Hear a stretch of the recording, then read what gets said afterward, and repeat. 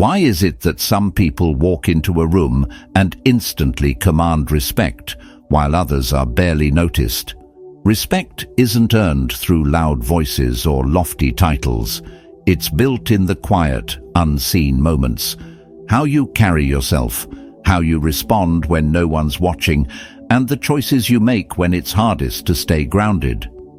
The Stoics understood this. You can't control how others see you, but you can control who you are.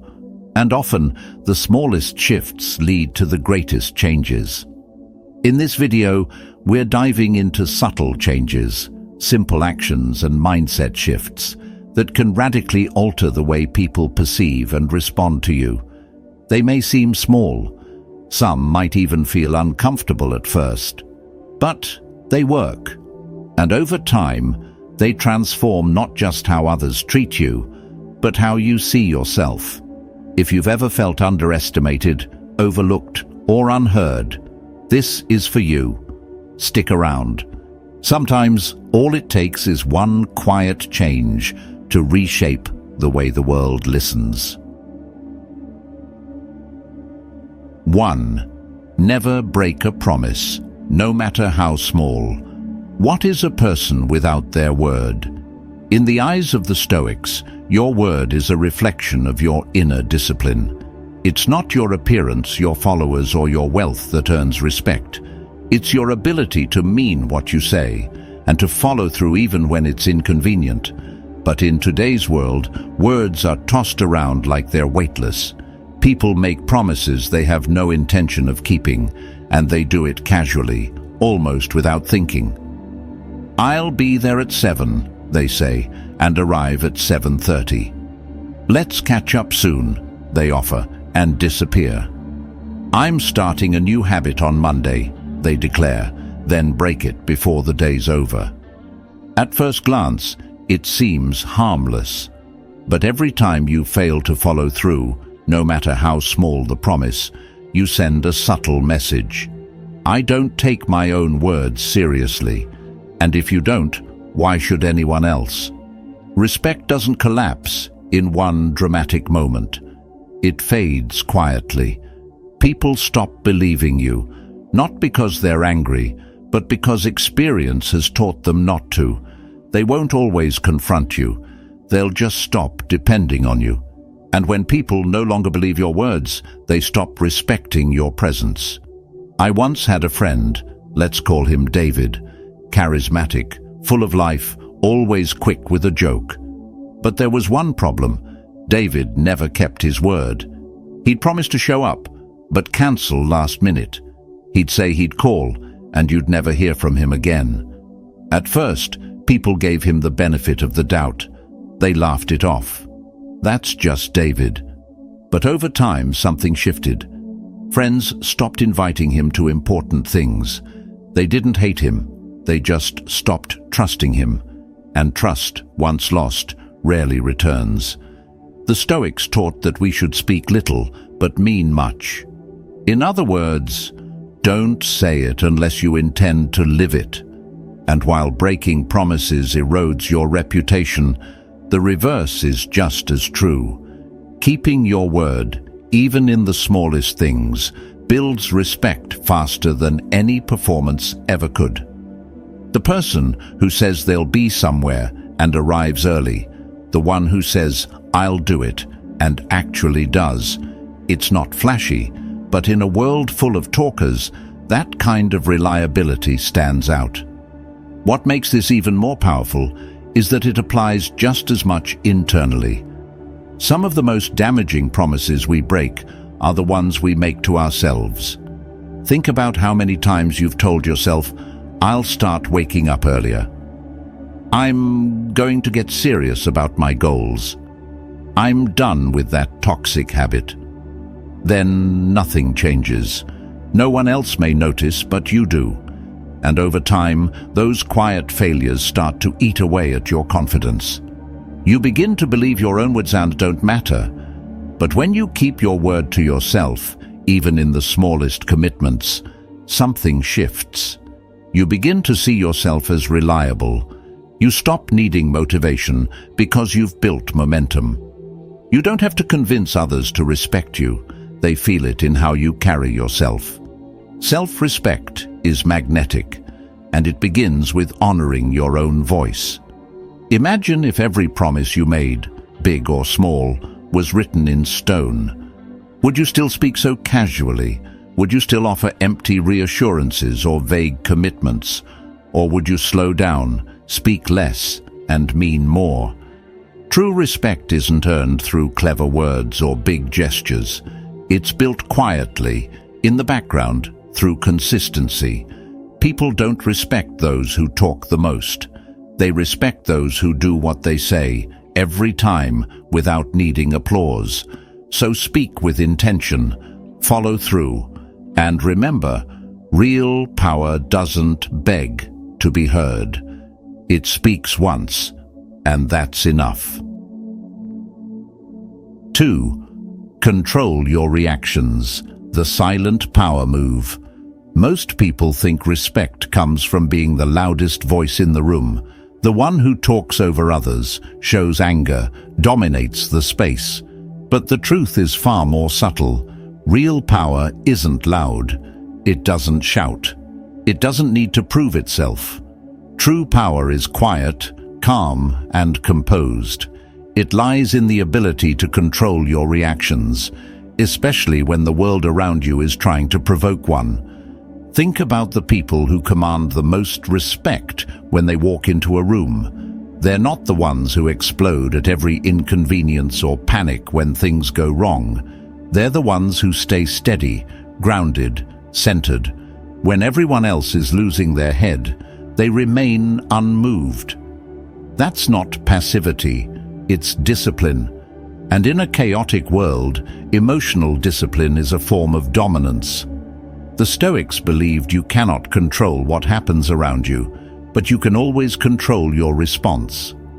Most people live as emotional slaves, snapping at insults, spiraling over delayed texts, wasting energy on things far beneath their dignity.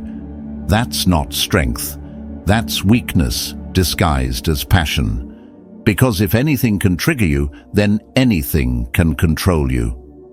Years ago, I worked under a boss named Thomas. Brilliant man, sharp as a blade, ran a successful company, but he had no hold over his emotions. One day, an intern made a small typo in an email. Harmless, easily fixed. But Thomas flew into a rage, yelling, slamming his desk, his face turning red like a cartoon. The entire office froze, and in that moment, something shifted.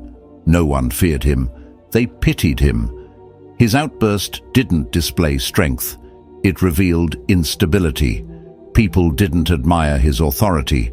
They walked on eggshells around him, and slowly they stopped taking him seriously. Now compare that to another man I once met, Ethan. Same position, same pressures. One day a team member made a costly mistake.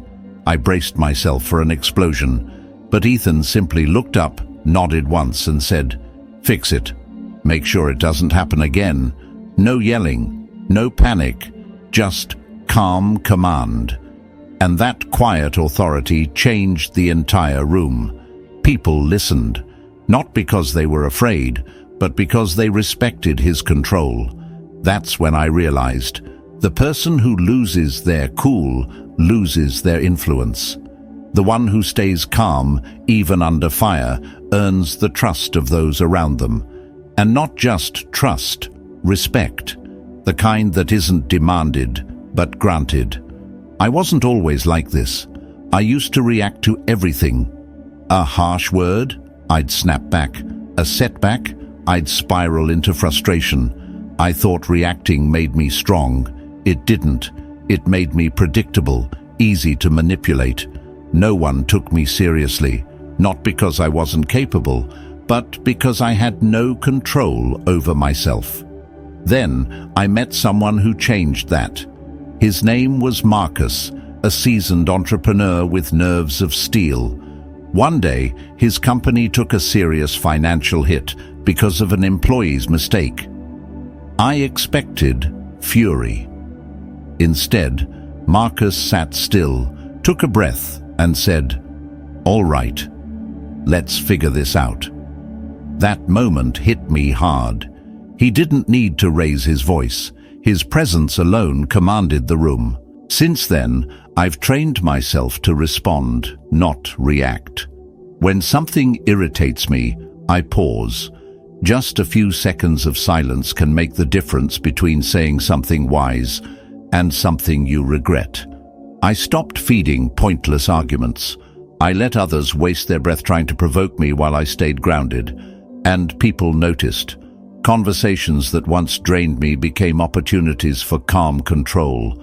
And the respect that followed, it came without me asking for it. If you want to start mastering the skill, start simple. Pause before you speak.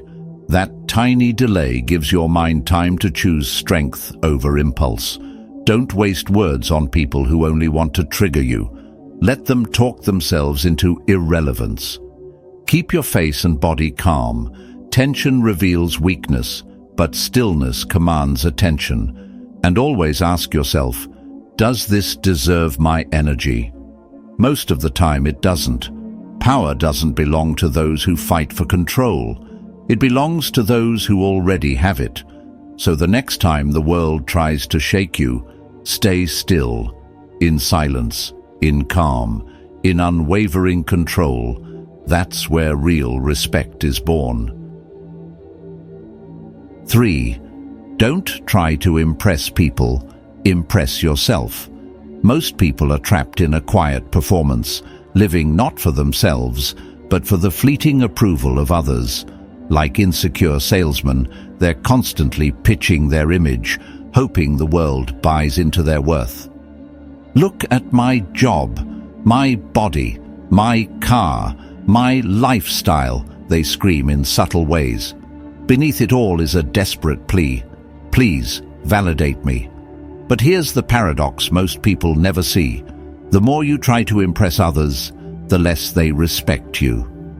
Because when your self-worth depends on someone else's opinion, you're announcing something without saying a word. I don't trust myself to define my own value, and nothing dissolves respect faster than the scent of insecurity. The Stoics taught that true power is internal. You must become the judge of your own life. If your confidence can be inflated by compliments, it can just as easily be crushed by criticism. So why give that power away? Everything shifts when you stop trying to impress others and focus instead on impressing yourself. You stop chasing attention and start attracting respect. People sense when you don't need their validation, and ironically, that's when they begin offering it. When your mindset changes from, "I hope they like me," to, "I hope I like me," the entire dynamic reverses. You're no longer performing, you're living. I learned this lesson the hard way. In my early 20s, I was the textbook try hard. I'd casually name-drop achievements, humble brag in conversations, and constantly seek little moments to prove I was doing well. I thought I was building credibility, but I was actually draining my respect. People could sense the neediness behind the mask. It was exhausting and empty. Then came a shift. I was at a business event, surrounded by high achievers. I met a man named Alex, successful, well-connected, and effortlessly composed. But what stood out wasn't his success. It was how little he tried to show it. While others were subtly flexing, Alex was just present. No self-promotion, no bragging, just calm, genuine interest in others. And oddly enough, everyone gravitated toward him. Not because he demanded attention, but because he didn't. That moment hit me hard. I realized the most impressive people aren't trying to impress you. They're too focused on living a life that they respect. Trying to impress others always stems from a sense of not being enough. When you show off your wealth, people assume you're insecure about it. When you constantly talk about your success, It feels like overcompensation. Approval-seeking reveals self-doubt, and once people sense that, their respect quietly fades. Think of the people the world truly respects: elite athletes, seasoned entrepreneurs, impactful leaders. They're not running around trying to prove themselves. They're building, training, executing. They let results speak, not ego. That's the Stoic way. Act, don't announce. Ask yourself honestly, if I weren't me, would I admire me? If the answer is no, stop performing and start building. Build skills, not status. Create a life that makes you proud when no one's watching. Don't broadcast every win, just win. People respect results, not rehearsed highlights. Detach from opinions, good or bad. Because if you depend on praise, you become a prisoner to criticism. Do things because they matter to you, because they align with the kind of person you want to be, not because they look good on a resume or earn claps from the crowd. Status fades, applause dies out, but mastery, that lasts. Become undeniably skilled. Be the kind of person who doesn't need validation because they've earned self-respect through discipline, consistency, and quiet excellence. Because at the end of the day, respect isn't given to those who shout the loudest or seek it the hardest. It goes to those who've done the inner work, the ones who stopped proving and started becoming. 4. Make decisions quickly. Because hesitation kills respect. Most people think the key to earning respect lies in making the perfect decision, so they hesitate. They analyze, overanalyze, consult everyone they know, and wait for the stars to align. But here's the brutal truth. Hesitation does more damage than making the wrong choice. Nothing drains respect faster than someone who can't make up their mind. We've all felt it. The frustration of being around someone who dithers over the smallest thing.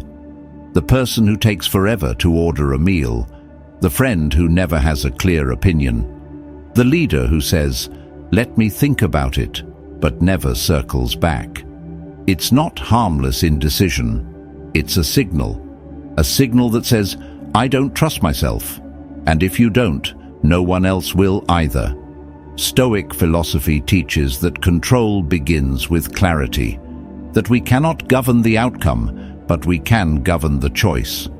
Hesitation doesn't just slow you down, it erodes your presence. It whispers uncertainty, and uncertainty makes people second-guess you. Confidence, more than intelligence, more than experience, is what causes people to take you seriously. Even when you're wrong, if you move with conviction, you earn more respect than someone who overthinks and freezes. I used to be the opposite of decisive. I'd second-guess every choice, ask 10 people for advice, and still sit on the fence. Then came a moment I'll never forget. I was at a professional event, and I had a rare opportunity to introduce myself to someone with serious influence. When he asked me, "So what do you do?" I froze. I stumbled over my words, tried to explain too much, and watched his eyes glaze over. He didn't walk away because of what I said, but because of how I said it. I didn't sound certain, and that made me forgettable. That was a turning point. I realized that if I didn't sound convinced of my own value, why would anyone else be? From that moment, I trained myself to decide faster, speak with certainty, and stop trying to be perfect. The shift was instant, more clarity, more confidence, and a lot more respect from the people around me. Here's what most people don't understand. No decision is ever perfect. The idea that you'll one day find the flawless option is an illusion. Life is filled with uncertainty, and waiting too long often costs more than making a slightly flawed move. In most situations, a solid decision made quickly is far better than the perfect one that never comes. The Stoics taught us to act with purpose, not perfection. If you're overwhelmed, narrow your choices to 2 options and pick one. Set a time limit. Give yourself 60 seconds to decide. And when the timer ends, commit. Don't look back. Don't second guess. Own it. Indecisiveness is exhausting to witness, and nothing undermines your authority like doubting your own call after making it. People follow action takers. They trust those who move first, not because they're always right, but because they're willing to lead. Respect gravitates toward motion. The world won't wait for you to decide, and neither will opportunity. So the next time you're stuck in hesitation, remind yourself, overthinking is the enemy of respect. Doubt delays your life. Make a decision, stand behind it, and move forward with the kind of presence that makes people take notice, not because you're loud, but because you're clear. In the end, people don't follow the person who knows everything. They follow the one who knows what to do next. 5. Know when to walk away. Most people never think about it, but in every conversation, there's an invisible dynamic at play. The one who ends the conversation first holds the power. It's subtle, almost unspoken, but it shifts the energy. The person who decides when it's over silently communicates that their time is valuable, their presence intentional, and their attention limited. And that alone commands respect. But what do most people do? They linger. They hang on, hoping the other person is still engaged. They wait to be dismissed, hoping to stay in the moment just a little longer. And in doing so, they give away their frame. They overstay, and the energy dies. What could have been a powerful, memorable interaction fades into awkward silence or forced small talk. And nothing signals low status more than someone who doesn't know when to walk away. Think of the people you've respected the most. Did they ramble? Did they seem desperate to hold your attention? Number.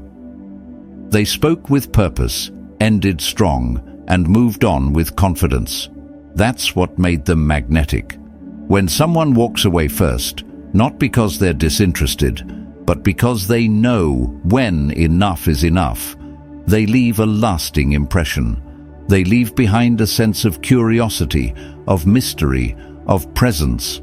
I used to get this completely wrong. I'd talk until the moment felt stale, trying to be liked, trying to squeeze out more connection. I thought staying longer meant building rapport, but slowly I started observing the people I admired. Executives, mentors, people who owned the room. And they always did one thing differently. They ended the conversation first. Smooth, confident, and intentional. A quick, "Great talking to you. Let's reconnect soon." And they were gone. Not rushed, not rude, just clear and self-assured. And it worked. Every time. There's a Stoic lesson here. Respect your own time. Be intentional with your energy. Don't give more than what's needed to make the moment meaningful. When you cut the conversation at its peak, you let it end with strength. People remember how you made them feel, and if they feel like they didn't get quite enough of you, that's exactly the point. Master this by using a clean, calm exit. Don't overthink it. "All right, I've got to run. Good catching up," is more than enough. Say it with warmth, not apology. Then walk away. Confidently. This applies everywhere. Business meetings, casual chats, even disagreements. The person who ends it first often feels like the one in control. Not emotionally reactive, just certain of their time and boundaries. So stop waiting for others to excuse you from the room. Own your exit. Because in a world where everyone is trying to hold on, the one who knows when to leave stands out. And that kind of clarity, that's what earns respect. 6. The power of saying less. Silence isn't emptiness, it's presence. And in a noisy world, nothing commands more respect than a person who knows when not to speak. But most people fear silence. They treat it like a void they must fill, as if a pause in conversation is a threat to their value. So, they rush to explain, to clarify, to justify. They overtalk, they overcompensate. And without realizing it, they begin to sound insecure, even weak. The truth is simple. The most powerful people in the room are rarely the ones saying the most. They're the ones who choose their words carefully, speak only when it matters, and carry themselves with quiet authority. Their silence isn't awkward, it's intentional. And that's why people lean in when they finally speak. I wasn't always like this. I used to fear silence. If there was a pause in a conversation, I'd feel this urge to fill it, to say something, anything, just to keep the energy going. I thought silence made me look unsure or uninteresting, until one day I was in a meeting with someone I deeply respected. Let's call him Adrian. Mid-conversation, someone asked him a tough question. He didn't answer right away. He just sat there, calm, still, thinking. The room went silent, but instead of feeling tense, everyone leaned in. And when he finally spoke, every word landed with weight. That moment hit me hard. He wasn't performing. He was owning the silence. Since then, I've learned that silence is a form of power. It makes your words more meaningful. It gives you presence. It shows you're not desperate to be understood. You're confident enough to let your words stand on their own. The more I embraced silence, the more respect I earned. People started listening more attentively. Conversations became more intentional. I stopped feeling the need to prove myself with every sentence. The Stoics would say, "Don't speak unless you can improve the silence." That's a powerful standard. Because when you stop fearing silence, you stop fearing being misunderstood. You stop chasing validation. And you start leading with stillness. That's the difference between noise and influence. If you want to practice this, start small. When someone asks you a question, pause. Wait 2 or 3 seconds. Think. Then speak with purpose. Resist the urge to over-explain. Say what you mean, then stop. Let your words echo. In arguments or confrontations, say less. Use silence as your shield. It will make others uncomfortable, but that discomfort earns you space, attention, and control. Look around you. The people who talk the most are rarely the ones taken seriously, but the ones who speak less, with more intention, they're the ones others remember. Because in the end, true confidence doesn't need to shout. It knows its worth. And when you own your silence, the world listens.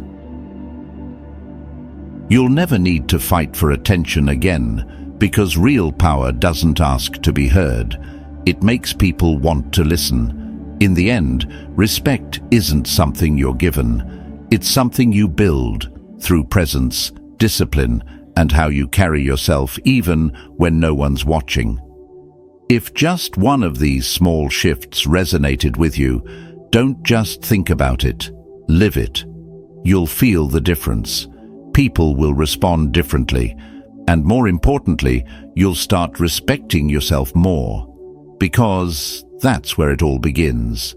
If you're drawn to ideas like this, stoicism, self-mastery, and timeless strategies for leveling up your mindset, check out my free Sunday newsletter. Every week, I share thought-provoking insights and tools to help you move through life with clarity and strength. The link's below. If you got value from this video, feel free to like and subscribe. It helps more than you think. And here's your turn. Comment, respect starts within. If you're ready to apply these lessons today. Until next time, move with purpose, own your presence, And remember, small changes, practiced daily, can earn you the kind of respect that lasts a lifetime. We've only just begun.